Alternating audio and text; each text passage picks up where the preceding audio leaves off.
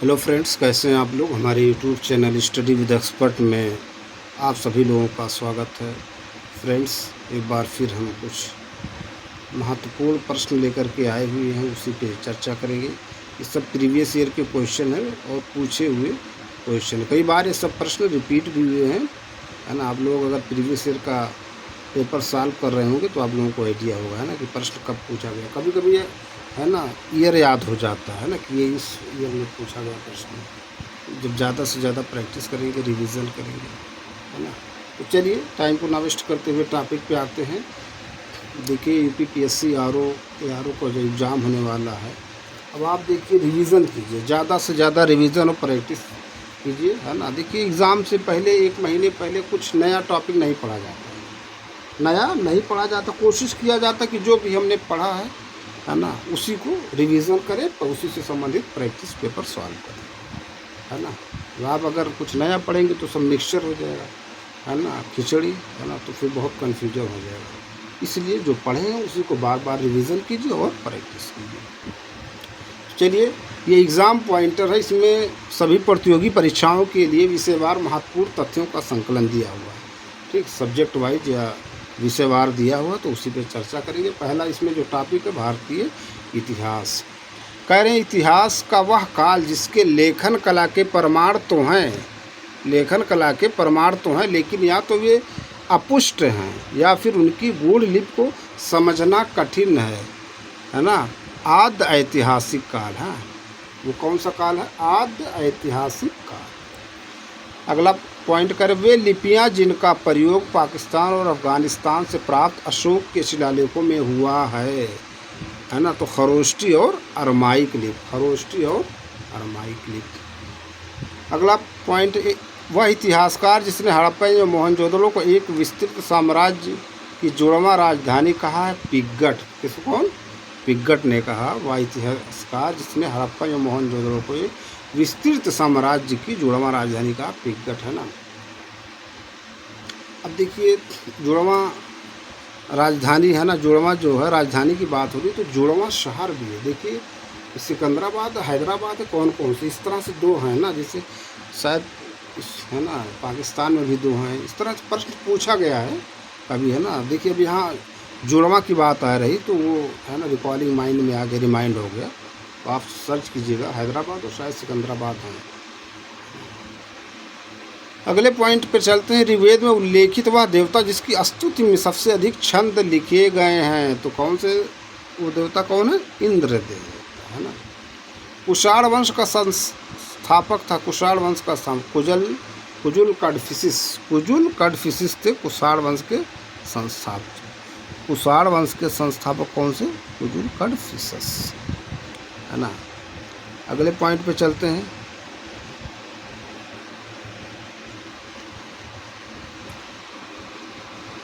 कह रहे हैं, वह विदेशी आक्रांता जिसके साथ उत्बी, फारूकी, है ना, उत्बी, फिरदौसी, अलबरूनी, वैहाकी तथा फारूकी जैसे विद्वान भारत आए, महमूद गजनवी, है ना। अगला पॉइंट, ऋग्वेद में सर्वाधिक पवित्र नदी तथा नदियों की माता कहा गया, सरस्वती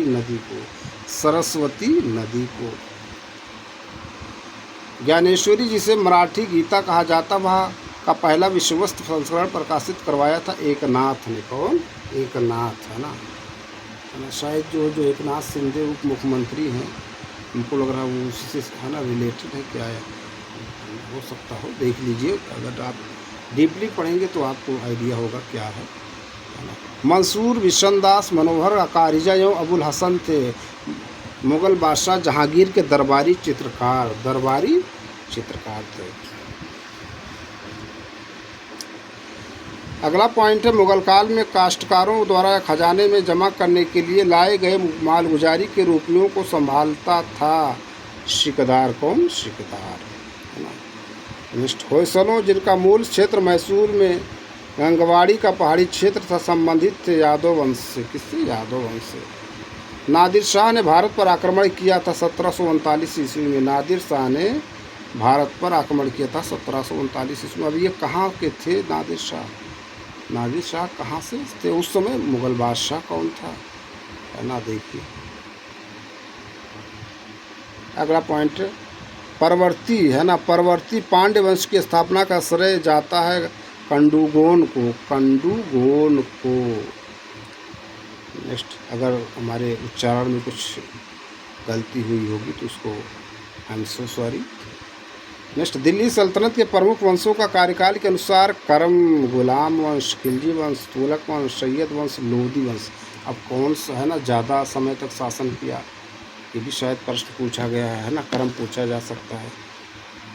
नेक्स्ट, कह रहे हैं सुशर्मा गण वंश का अंतिम शासक था जिसकी हत्या पर सातवाहन वंश की स्थापना की थी सातवाहन नरेश सिमुक ने, सातवाहन नरेश सिमुक ने, सातवाहन नरेश सिमुक ने। वह प्रसिद्ध विद्वान जिसने 1674 ईस्वी में शिवाजी का राज्याभिषेक किया, गंगा भट्ट। कौन? गंगा।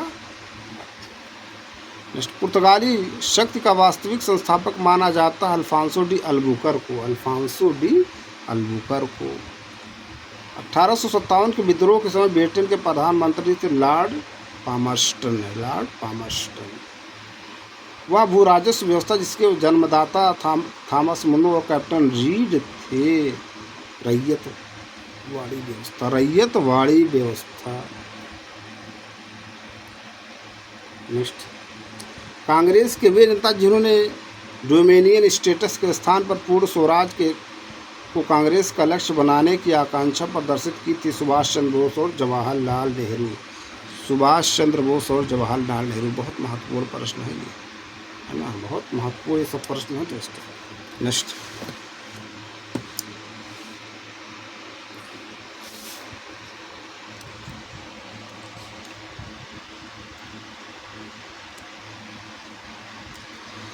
कह रहे हैं लायल आयोग, स्ट्रेची आयोग, मैकडोनल आयोग तथा वुड हेड आयोग आदि ब्रिटिशकालीन आयोग संबंधित हैं दुर्भिक्ष से, दुर्भिक्ष से, दुर्भिक्ष से। नेक्स्ट, बंगाल विभाजन के विरोध में बंगाल में ब्रिटेन की वस्तुओं के बहिष्कार का सुझाव सर्वप्रथम दिया कृष्ण कुमार मिश्र ने, कृष्ण कुमार मिश्र। नेक्स्ट, वह महिला जो एनी बेसेंट तथा सरोजिनी नायडू के बाद कांग्रेस अधिवेशन की अध्यक्षता करने वाली तीसरी महिला बनी थी, श्रीमती नलिनी सेन गुप्ता, है ना।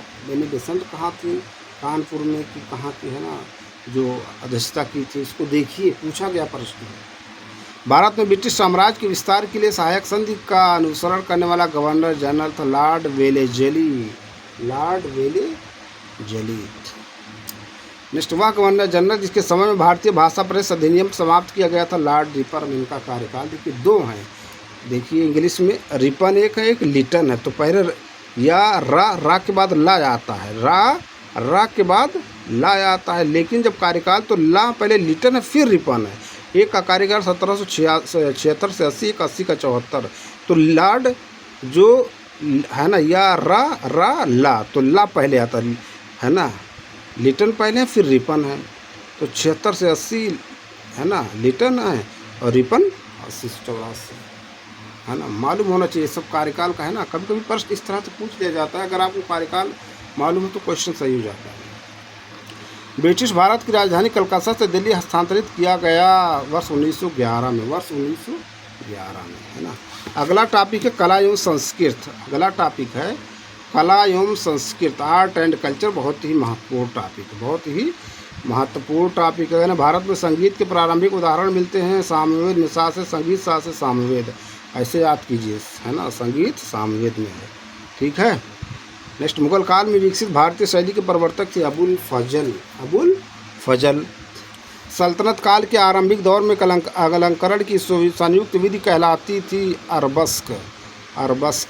चित्रकला की वह शैली जिसके अंतर्गत राम, रागमाला और रसिक पीरिया के विषयों पर निर्मित चित्र अत्यधिक प्रभावपूर्ण थे, बीकानेर शैली। कौन? बीकानेर शैली। दक्षिण भारत का सर्वाधिक महत्वपूर्ण भित्ति चित्र है तमिलनाडु के तंजावुर में। दक्षिण भारत का सर्वाधिक महत्वपूर्ण भित्ति चित्र है तमिलनाडु के तंजावुर में। साड़ियों पर सबसे पहले मधुबनी पेंटिंग बनाने का श्रेय जाता है महासुंदरी देवी को।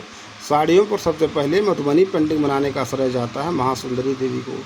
शास्त्रीय संगीत पर प्रसिद्ध रचना राधा गोविंद संगीत सार के रचयिता थे सवाई प्रताप सिंह। कौन? सवाई प्रताप सिंह। पटना के दीदारगंज से प्राप्त चामर ग्राहिणी यक्षी की प्रतिमा संबंधित है मौर्य काल से। किससे? मौर्य काल से संबंधित। नेक्स्ट, बांसुरी, हारमोनियम, बीन, शंख, तुरही, शहनाई आदि हैं सुशिर। सुशिर वाद्य यंत्र के प्रकार। सुशिर वाद्य यंत्र के प्रकार। अब सुशिर क्या होता है इसको देखिए। सुशिर क्या है इसको देखिए। कहने प्राचीनतम नृत्य शैली ओडिसी समर्पित भगवान जगन्नाथ को है ना, भगवान जगन्नाथ को। अब ब्लैक पैगोड़ा देखिए कहाँ है ना। नेक्स्ट, वह प्राचीनतम दर्शन जिसके अनुसार वैध ज्ञान को ही यथार्थ ज्ञान के रूप में परिभाषित किया जाता है, या न्याय दर्शन।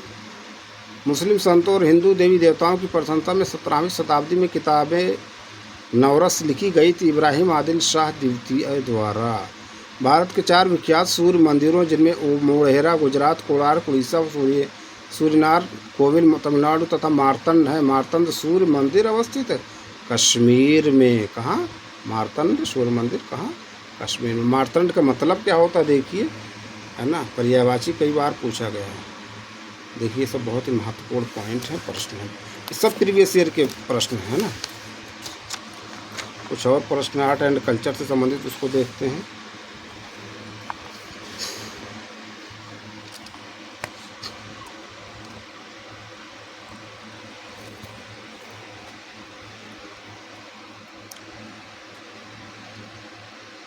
कह रहे अंकोर वाट का मंदिर जिसका निर्माण सम्राट सूर्यवर्मन द्वितीय के शासनकाल में हुआ था, यह मंदिर समर्पित है विष्णु भगवान को। विष्णु भगवान को।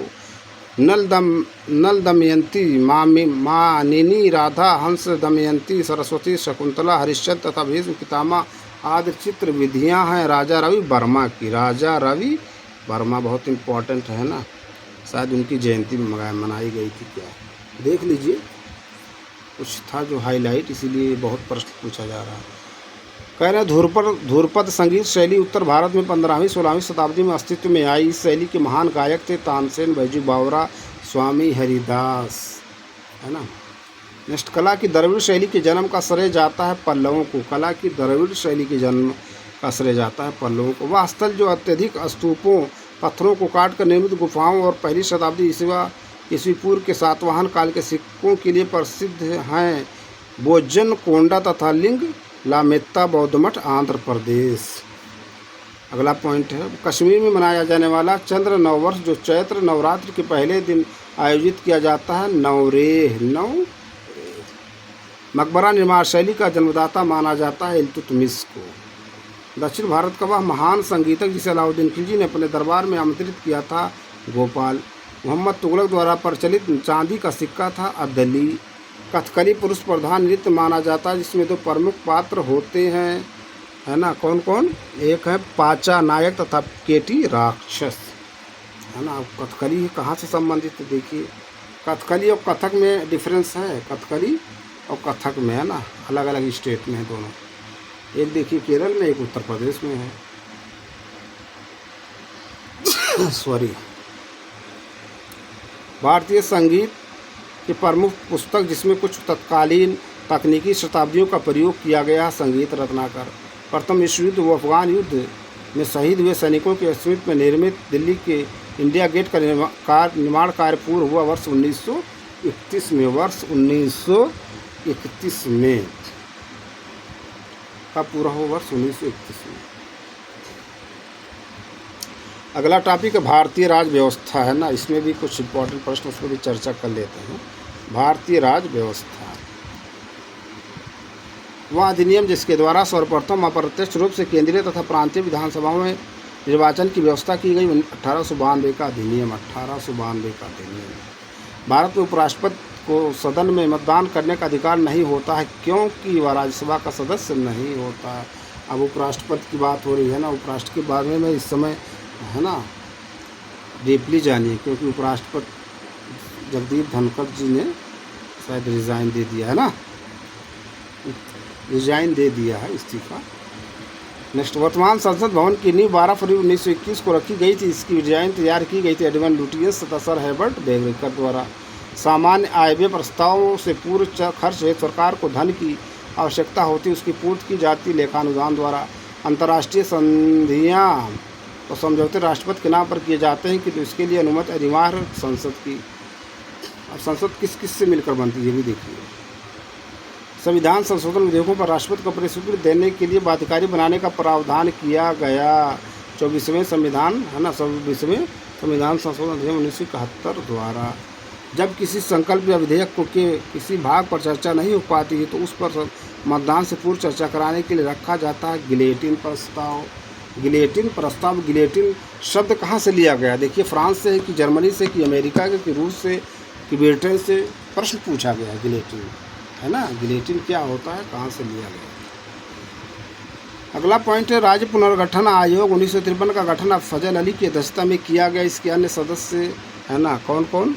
एच.एन. कुंजरू और के.एम. पनिक्कर। नेक्स्ट, वर्ष 2023 में संसद के दोनों सदनों में महिला आरक्षण विधेयक 2023 पारित किया गया, जो संशोधन विधेयक था 128वां संविधान संशोधन विधेयक 128वां। देखिए, सब बहुत महत्वपूर्ण प्रश्न बार बार पूछे गए हैं ना। नेक्स्ट, कह रहे हैं राज्य का नीति निर्देशक तत्व एक ऐसा चेक है जो बैंक की सुविधा अदा की जाएगी। यह कथन राज्य का नीति निर्देशक तत्व एक ऐसा चेक है जो बैंक की सुविधा अनुसार अदा की जाएगी। यह कथन है के.टी. शाह का। यह कथन के.टी. शाह का। नेक्स्ट, मतदान की न्यूनतम आयु 21 वर्ष से घटाकर 18 वर्ष कर दी गई।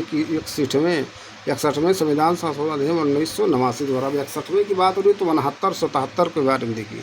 एक दिल्ली से संबंधित, एक शायद पुदुचेरी से संबंधित, दोनों को देखिए। कौन 69 है? 69, 69 किससे संबंधित है? 70 किससे संबंधित है? अंतर्राज्यीय जल विवादों के न्याय निर्णयन से संबंधित अनुच्छेद 262। अनुच्छेद 262 की तो 263 किससे संबंधित है ना। तारकुंडे समेत, दिनेश गोस्वामी समेत, इंद्रजीत गुप्ता समेत, बोहरा समेत तथा एम.एन. वेंकट चेलैया समेत संबंधित चुनाव सुधार से। भारत में संसद की लोक लेखा समिति के अध्यक्ष की नियुक्ति की जाती है लोकसभा अध्यक्ष द्वारा।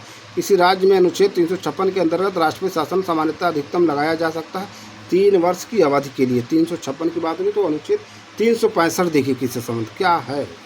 अनुच्छेद 365 क्या है इसके बारे में देखिए। मुस्लिम लीग ने संविधान सभा की प्रथम बैठक का बहिष्कार किया था। संविधान सभा की दूसरी बैठक हुई थी 11 दिसंबर 1946 को। सर्वप्रथम अप्रत्यक्ष रूप से केंद्रीय तथा प्रांतीय विधान परिषदों में निर्वाचन की व्यवस्था की गई 1892 के अधिनियम द्वारा। 1892 के अधिनियम द्वारा, है ना।